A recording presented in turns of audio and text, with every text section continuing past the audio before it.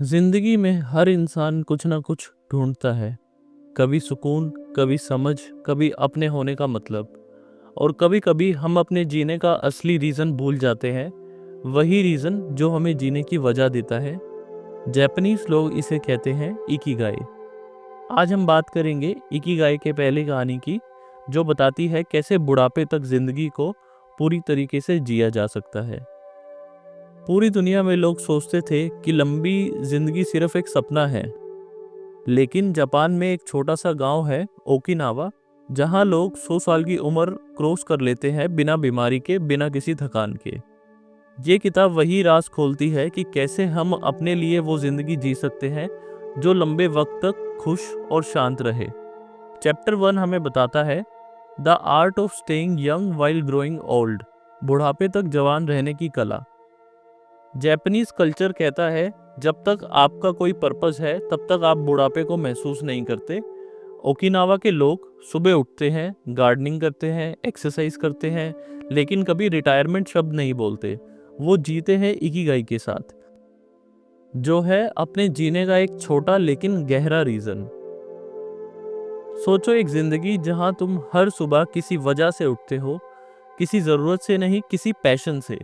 जिंदगी वही है जो तुम्हें खुद से मिलाए। ओकिनावा के लोग बोलते हैं जब तक तुम्हारा इकिगाई जिंदा है तुम बुढ़ापे को कभी महसूस नहीं करोगे। किताब कहती है दुनिया भर के डॉक्टर्स और साइंटिस्ट ने ओकिनावा जाकर ये देखा कि ये लोग क्यों इतने हेल्दी हैं। उन्होंने क्या पाया? उन्होंने ये पाया कि ये लोग हमेशा एक्टिव रहते हैं, छोटी छोटी चीज़ें एंजॉय करते हैं, अपनी समझ और रिश्तों को प्रायोरिटी देते हैं। कोई चीज़ जल्दी करने का प्रेशर नहीं होता। ये लोग अपने इकिगाई पहले दिन से ढूंढ लेते हैं। कभी कभी हम अपने लिए जीना भूल जाते हैं, हम दूसरों की एक्सपेक्टेशंस में ही जीते हैं। मगर इकिगाई कहता है तुम्हारे जीने का असली रीज़न तुम्हारे अंदर ही है, वही छुपा हुआ टैलेंट, वही छुपी हुई खुशी। तुम्हारा इकिगाई तुम्हें ढूंढना पड़ेगा और जीना पड़ेगा। तो इस चैप्टर की सबसे पावरफुल लाइंस है, कभी रिटायर मत हो जब तक तुम्हारे पास कोई छोटा सा रीज़न है। गार्डनिंग, पेंटिंग, लिखना, तुम्हारा मन कभी बूढ़ा नहीं हो सकता। सेकंड नंबर पे है slow life long life. Okinawa के लोग कभी जल्दी में नहीं होते, वो जिंदगी के एक एक कदम को महसूस करते हैं। थर्ड नंबर पर है रिश्ते और दोस्ती। ये लोग अपने गांव में अपने फ्रेंड्स के साथ डेली मिलते हैं। वो बोलते हैं कि लोनलीनेस से ज़्यादा कुछ नहीं थकाता। फोर्थ नंबर पे है तुम्हारा काम तुम्हारा पैशन बन सकता है। उन लोगों ने इकिगाई का मतलब समझा है, पैसा कमाना नहीं, दिल से जीना। अक्सर हम अपने लिए जीते ही नहीं हैं, हम अपनी ज़िंदगी दूसरों की सोच के हिसाब से चलाते हैं।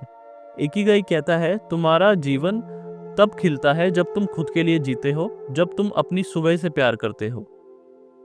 और इस तरह पहला चैप्टर हमें सिखाता है कि बुढ़ापे का डर सिर्फ एक धोखा है, जब तक हमारे पास एक जीने की वजह है। अगले चैप्टर में हम जानेंगे कि वो छोटी सी जगह ओकिनावा कैसी है और कैसे लोग अपने जीवन को वहाँ 100 साल तक शांति से जीते हैं।